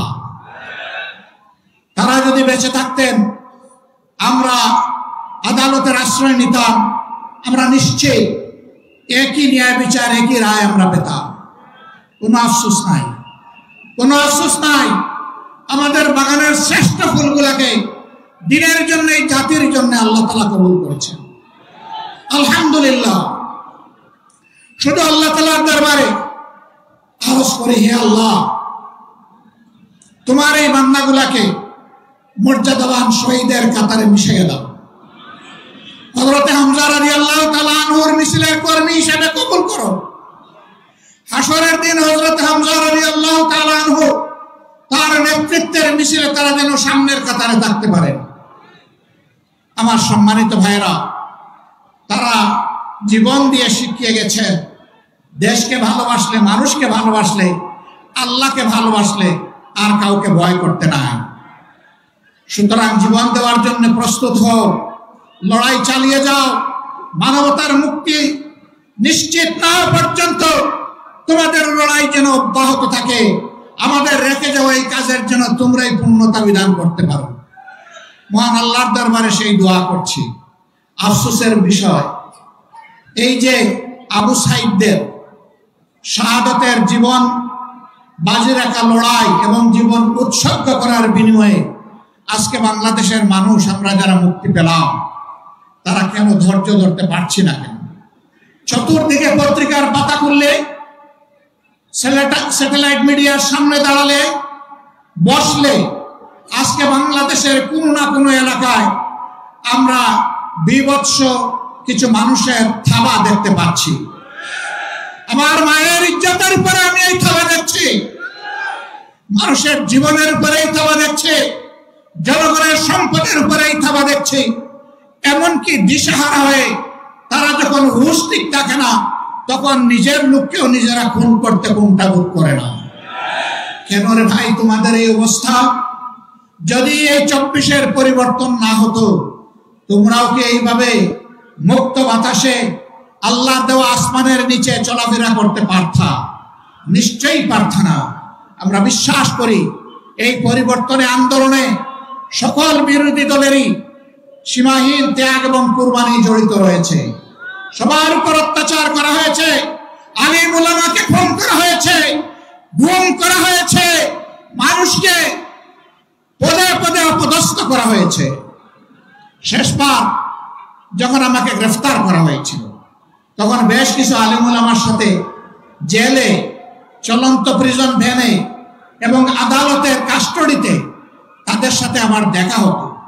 বয়োবৃদ্ধ আলিম, তাদের হাতে ছিল হাত কড়া পরানো, পায়ে ছিল লোহার বেড়ি।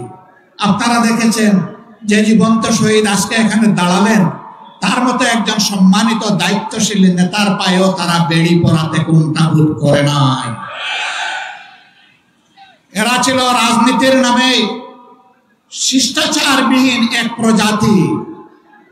এরা রাজনীতির শিষ্টাচার জানতো না ভাই, জানতো না বলেই তাদের অপকর্মের স্বাদ ভোগ করে তারা বিদায় নিল। একই অপকর্ম যদি এখন আর কেউ করে, তাহলে তাদের জন্য এর চাইতে ভয়ঙ্কর স্বাদ অপেক্ষা করছে। আজকে আমি যখন সৈয়দপুর এয়ারপোর্টে নামলাম, কিছু সাংবাদিক বন্ধু আমাকে ঘিরে ধরল।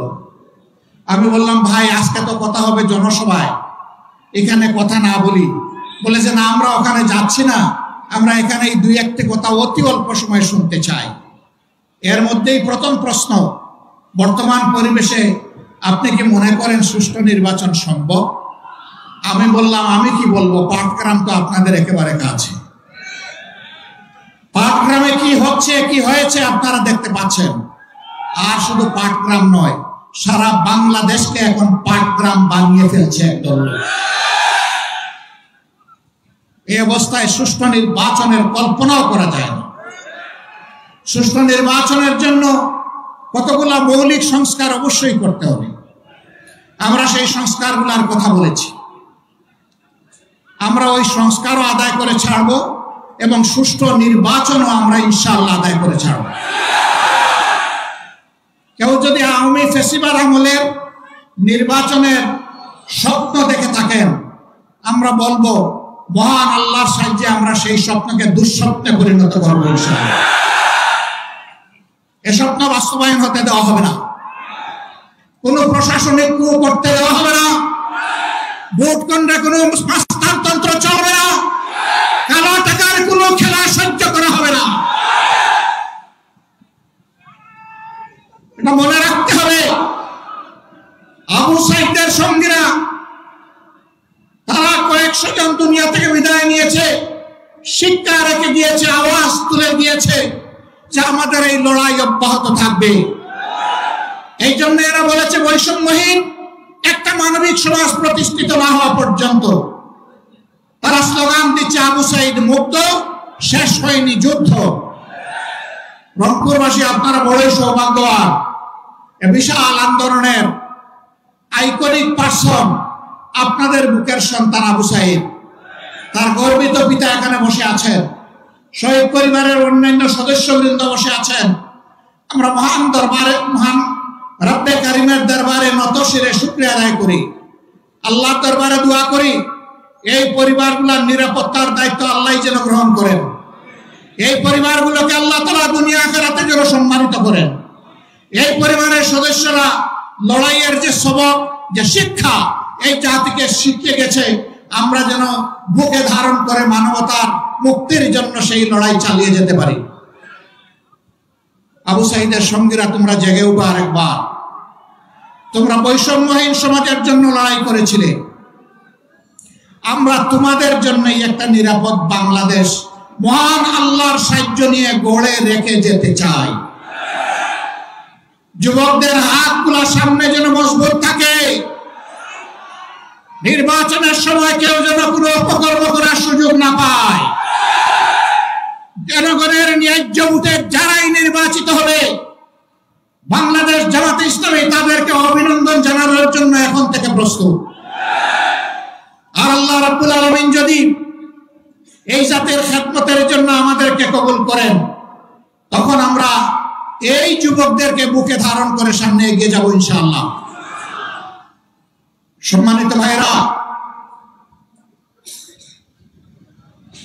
আমরা এমন একটি সমাজের স্বপ্ন দেখি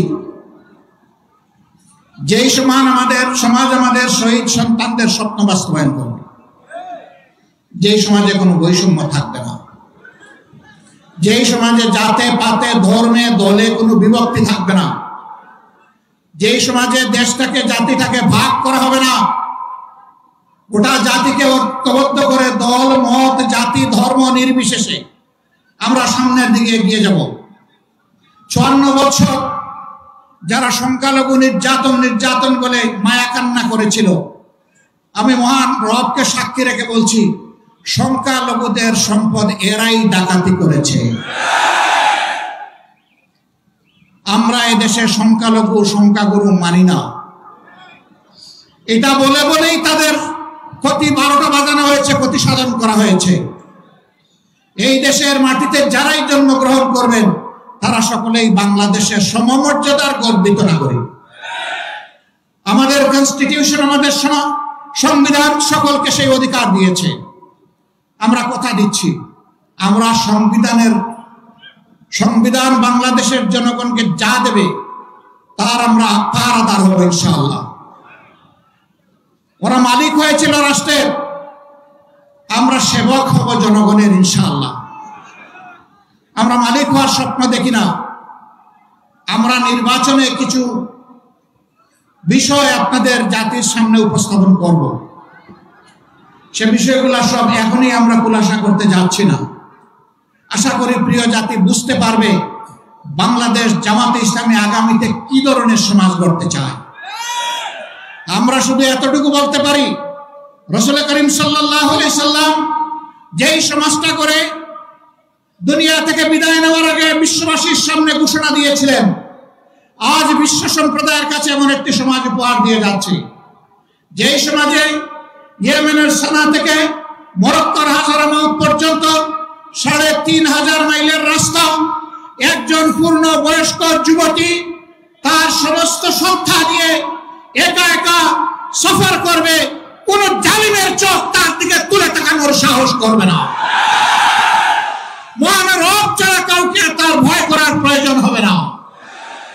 সেই দেশ আজকে বিশ্ববাসীকে উপহার দিয়ে যাচ্ছি। আল্লাহর নবী মুহাম্মদুর রাসূলুল্লাহ সাল্লাল্লাহু আলাইহি ওয়াসাল্লাম তিনি আর ফিরে আসবেন না, কিন্তু তিনি তার অগণিত উম্মত দুনিয়ায় রেখে গিয়েছেন। আমরা সেই মদিনার ছায়ার আলোকেই খেলাফত আলা মিনহাজুন নবুওয়া এই বাংলাদেশে আমরা দেখতে চাই। খেলাফতের নাম শুনলে, শরিয়ার কথা শুনলে অনেকে গায়ের লোক খাড়া হয়ে যায়, কারণ তাদেরকে শোনানো হয় ঘর থেকে বের হইতে পারবা না, মন মতো পোশাক পরিচয় তোমরা পড়তে পারবা না, এবং তোমরা যা ইচ্ছা তাই বলতে পারবা না, করতে পারবা না। লোভের বশবর্তী হয়ে রাষ্ট্রের ধন চুরি করলে তোমাদের হাত জায়গায় থাকবে না। যদি তোমরা কোন করোনারি ইজ্জত লুণ্ঠন করো তাহলে তোমাদের জীবন রক্ষা পাবে না। এই কথাগুলো তাদেরকে শোনানো হয়, সঠিক, কিন্তু কেন, কিভাবে? একজন লোক যদি অভাবের তাড়নায়, ক্ষুধার জ্বালায় বাধ্য হয়ে যদি চুরিতে লিপ্ত হয়ে যায়, রাষ্ট্র তার হাত কাটবে না, আমরা গ্যারান্টি দিচ্ছি। আগে রাষ্ট্র তার পেটের ক্ষুধা, পেটের আগুন নেভানোর চেষ্টা করবে। যে রাষ্ট্র তার নাগরিকের অন্য বস্ত্র, বাসস্থান, খাদ্য এবং চিকিৎসা, শিক্ষার ব্যবস্থা করতে পারে না, সেই রাষ্ট্রের তার নাগরিককে শাস্তি দেওয়ার অধিকার থাকতে পারে না। বলবেন তাইলে এখন যে যার মতো করে চলবে না, ওই রাষ্ট্র গড়ার আগ পর্যন্ত বর্তমান সংবিধান অনুযায়ী দেশের নিয়ন্ত্রণ এবং আইন শৃঙ্খলা সরকারকে রক্ষা করতে হবে। প্রিয় ভাইয়েরা, জায়গায় জায়গায় আমরা দেখছি, সাংবাদিক বন্ধু দ্বিতীয় প্রশ্ন করেছিল, দেশে বিভিন্ন মব হচ্ছে, আপনারা এগুলা সমর্থন করেন কিনা? আমরা বলছি মব কোন নতুন কালচার নয় বাংলাদেশে। 72 সাল থেকে এই মব চলছে। 72 সালে স্বাধীন বাংলাদেশে নারীদের স্তন কেটে মালা বানিয়ে গলায় পড়েছে এমন কুলাঙ্গার এখনো বাংলাদেশে জীবিত আছে। সে নারী যেই হোক, সে আমার মা, সে আমার বোন, সে আমার মেয়ে, তার স্তন কাটা তো দূরের কথা, তার ইজ্জতে হাত দেওয়ার অধিকার আমার আল্লাহ কাউকে দান করেননি। সেগুলা কি মব ছিল না? জীবন্ত মানুষকে কুচিয়ে কুচিয়ে ব্যানার দিয়ে ক্যামেরার সামনে, মুভি ক্যামেরার সামনে হত্যা করা হয়েছে, সেগুলাও মব ছিল। তাই বলে আমরা কি মবকে সমর্থন করব? না, সমর্থন করার প্রশ্নই উঠে না। কোন নাগরিক নিজের হাতে আইন তুলে নেওয়ার এখতিয়ার রাখেন না। রাষ্ট্রের বিদ্যমান আইন, সে যে আইন হোক, সেই আইনের ভিত্তিতেই বিচার হবে। যদি কেউ অপরাধ করে থাকে, অপরাধের বিচার করার দায়িত্ব জনগণের নয়, এই দায়িত্ব বিচার বিভাগের, সরকারের পক্ষ থেকে বিচার বিভাগ এবং সরকারকে, নির্বাহী বিভাগকে মিলেই বিচার নিশ্চিত করতে হবে। 24-এর গণবিপ্লবে, গণ আন্দোলনে যারা নিহত হয়েছেন, যারা ক্রিটিক্যালি ইনজিওর্ড হয়ে আহত হয়েছেন, যারা পঙ্গু হয়েছেন, যারা মেরুদণ্ডে বুলেট বিদ্ধ হয়ে জীবন্ত লাশ হয়ে নিজের ঘর কিংবা হাসপাতালের বিছানায় পড়ে আছেন, এখনো তাদের চিকিৎসা আমরা দিতে পারিনি। এই উপকর্মে যারা সরাসরি জড়িত ছিল, তাদের বিচার দেশের জনগণ দেখতে চায়। তাদের বিচার যদি হয়, তাহলে ভবিষ্যতে কেউ কোনো দলকে তুষ্ট করার জন্য জনগণের উপর এই ধরনের নোংরা হামলা চালানোর আর দুঃসাহস দেখাবে না। আর যদি বিচার না হয়, তাহলে অবিচারের সংস্কৃতির কারণে বাংলাদেশ একটা জঙ্গলে পরিণত হবে। আমরা কি আমাদের দেশকে জঙ্গলে পরিণত করতে দেব? প্রশ্নই উঠে না। সম্মানিত ভাইয়েরা, আগামী নির্বাচনকে সামনে রেখে বহু ধরনের ষড়যন্ত্র আমরা লক্ষ্য করছি, বহু ধরনের কথাবার্তা ময়দানে শুনতে পাচ্ছি, বহু ধরনের ইঞ্জিনিয়ারিং এর আলামত বুঝতে পারছি। আমরা সবাইকে স্মরণ করিয়ে দেই, এই শেখ হাসিনা, তার হাতে সকল বাহিনী ছিল, দুর্দণ্ড প্রতাপ ছিল, জায়গায় জায়গায় নিজের লোক বসিয়েছিল, ক্যাডার মাস্তানদের দিয়ে রাষ্ট্র পরিচালনা করেছিল। কিন্তু যখন জনগণের জাগরণ, জনগণের বিস্ফোরণ যখন হয়েছে, তখন কি তাকে আর কেউ রক্ষা করতে পেরেছে? তাহলে যেই জনগণ এত মূল্য দিয়ে একটা পরিবর্তন এনেছে, সেই জনগণ আরেকটা ফেসিবাদ কায়েম করতে দিবে না ইনশাআল্লাহ। আমরা আপনাদেরকে কথা দিচ্ছি, ফেসিবাদ বিরোধী এই লড়াই ততদিন চলবে যতদিন প্রিয় দেশের বুকে ফ্যাসিবাদের সামান্য চিহ্ন বর্তমান থাকবে। ফ্যাসিবাদকে নিশ্চিহ্ন না করা পর্যন্ত আমাদের লড়াই কেউ থামাতে পারবে না ইনশাআল্লাহ। আর আমরা বিশ্বাস করি এই সকল কিছু নির্ভুল পূর্ণাঙ্গ একমাত্র সমাধান হচ্ছে আল্লাহর কোরআন এবং নবী মুহাম্মদুর রাসূলুল্লাহ সাল্লাল্লাহু আলাইহি সাল্লামের শাসন। এর বাইরে মুক্তির, শান্তির, ইজ্জতের, নিরাপত্তার কোনো রাস্তা নেই। রাস্তা একটাই, সেই রাস্তায় আজকে সমস্ত দেশপ্রেমিক এবং ইসলামী দল এক স্রোতে মিলিত হচ্ছে। আপনারা দোয়া করুন এই স্রোতের প্লাবন সমাজের সমস্ত আবর্জনাকে যেন ভাসিয়ে নিয়ে যায়, কিছুই যেন না থাকে। থাকবে শুধু এই দেশে সৎ এবং সত্যপন্থী লোকেরা। সে যে ধর্মের লোক হোক, যে দলের লোক হোক, কোনো আপত্তি নাই। এখানে কোনো দুষ্কৃতিকারীকে আর প্রশ্রয় দেওয়া হবে না ইনশাআল্লাহ। সম্মানিত ভাইরা, আজকে আমরা বিভিন্ন জায়গায় যা দেখতে পাচ্ছি, এখানে ওখানে বিভিন্ন আক্রমণ এবং আইন শৃঙ্খলা বাহিনীকে কাজ করতে না দেওয়া। আমরা আইন শৃঙ্খলা বাহিনীকে বলি, অতীতে যারা অপরাধ করেছে তাদের ব্যাপার রাষ্ট্র দেখবে। এখন আপনারা যারা দায়িত্বে আছেন, আপনারা দায়িত্ব পালন করুন। আপনারা ন্যায়ের পথে থাকবেন, আপনারা অন্যায়ের বিরুদ্ধে ব্যবস্থা নেবেন। জনগণ আপনাদের পাশে দাঁড়িয়ে আপনাদেরকে শক্তি যোগাবে ইনশাআল্লাহ। আমরা আপনাদের পাশে থাকবো, কিন্তু অন্যায় করতে দেখলে সবার আগে আমরাই কিন্তু প্রতিরোধ গড়ে তুলব। অতএব অন্যায়কারীদের পক্ষ নেবেন না, ফ্যাসিস্টদের পক্ষ নেবেন না, জনগণের পক্ষে থাকবেন, কারণ জনগণ আপনাদেরকে রাষ্ট্রের এই দায়িত্ব দিয়েছে। অতএব জনগণের বিরুদ্ধে যারা যায় তাদের কি পরিণতি হয়েছে সেদিকে একটু তাকালেই চলবে। আমরা চাই না বারবার এই দেশে একই পরিণতি যেন আরো কিছু মানুষকে ভোগ করতে হয়, বরঞ্চ আমরা চাই প্রিয় দেশে সকল শ্রেণী পেশার মানুষ একত্রিত হয়ে আমরা দেশটাকে সামনের দিকে এগিয়ে নেব ইনশাআল্লাহ। সে দেশটা কেমন হবে?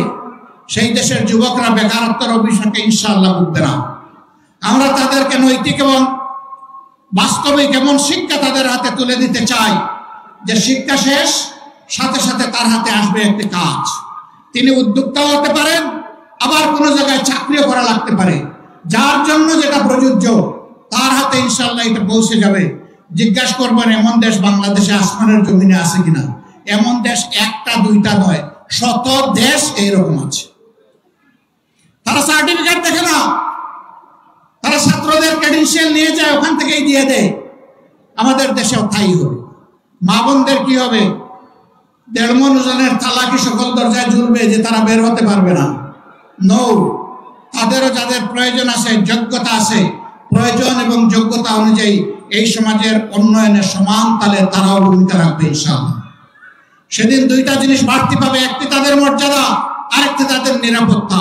এখন মর্যাদাও নাই, নিরাপত্তাও নাই, দুইটা তাদের হাতে তুলে দেওয়া হবে ইনশাআল্লাহ। আমরা যারা দুর্নীতিবাজেরা আবার আমাদেরকে একটু ভয় পায়, কয় বাবা এরা আসলে আমরা বাঁচবো কেন?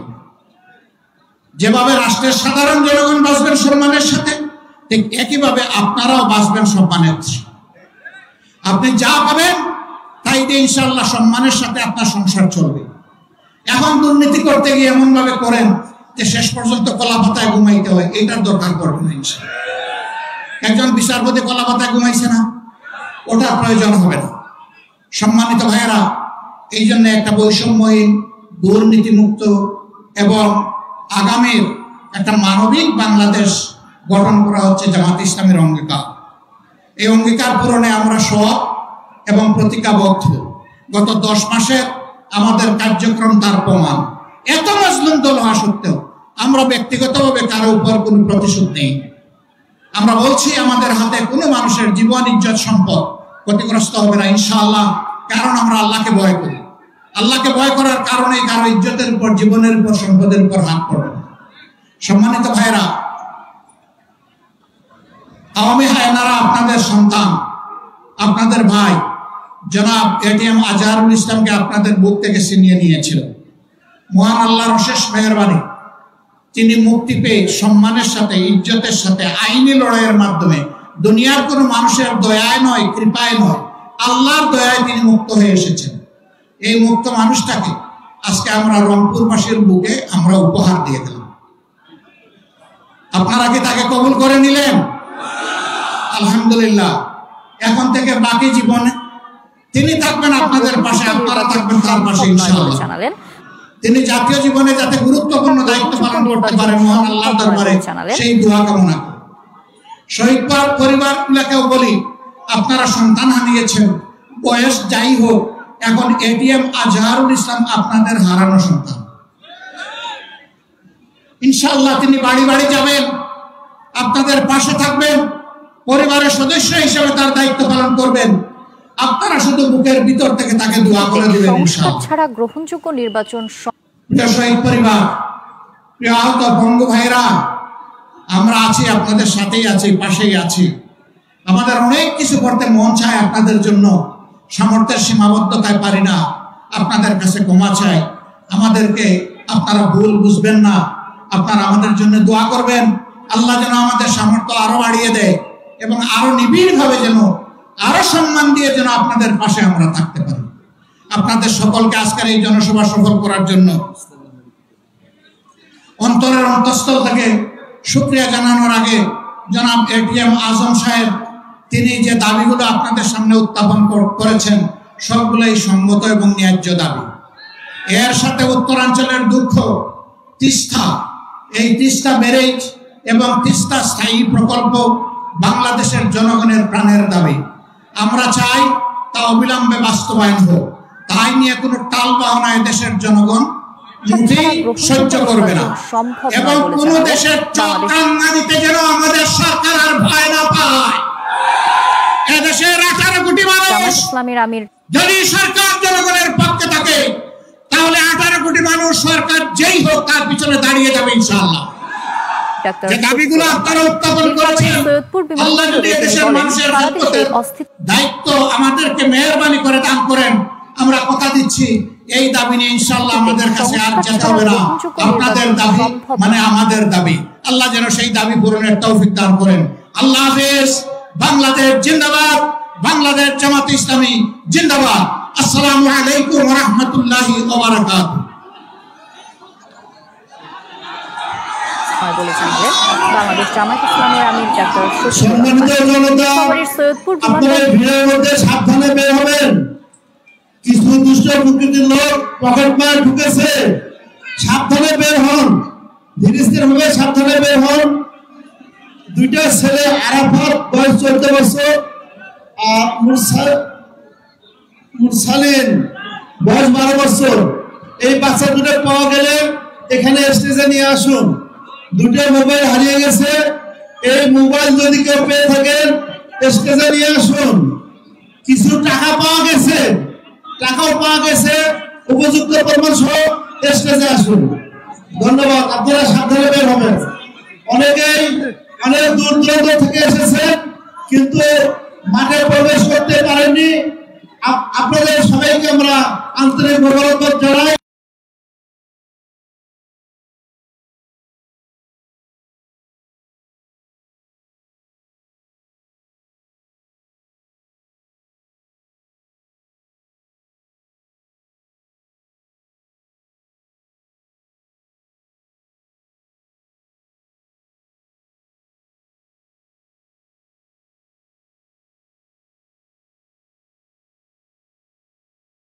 ডক্টর গালিব, আপনার কাছে জামাত প্রকাশ্যেই পিআর পদ্ধতির পক্ষে বলছে এবং সম্ভবত বিএনপি ছাড়া ছোট ছোট দল বলে যাদেরকে মনে করা হয়, জামাত যদিও ছোট দল না, ধরেন বাম দল কিংবা নতুন দল, আরো ছোট ছোট দল, তারা সবাই পিআর পদ্ধতি চাচ্ছে। অনেকে বলছেন এইটার দুটো উদ্দেশ্য। একটা উদ্দেশ্য হচ্ছে বিএনপি যেন 200-র উপরে আসন না পেয়ে যায়, মানে একটা যেটা এনসিপি বা বৈষম্য ছাত্র আন্দোলন শুরু থেকে বলছিল, এক ফ্যাসিবাদকে সরিয়ে আরেকটা ফ্যাসিবাদ আমরা কায়েম করতে চাই না। ফলে এটা বিএনপির বিরোধিতা করার জন্যই কি জামাত আসলে পিআর পদ্ধতি চাচ্ছে? আবার ধরেন এটার সংকটও আছে, যদি একজন স্বতন্ত্র প্রার্থী হন, সারা দেশে ধরেন 12 জন স্বতন্ত্র প্রার্থী, সবাই মিলে হয়তো 1% ভোট পেলেন, এই 12 জনের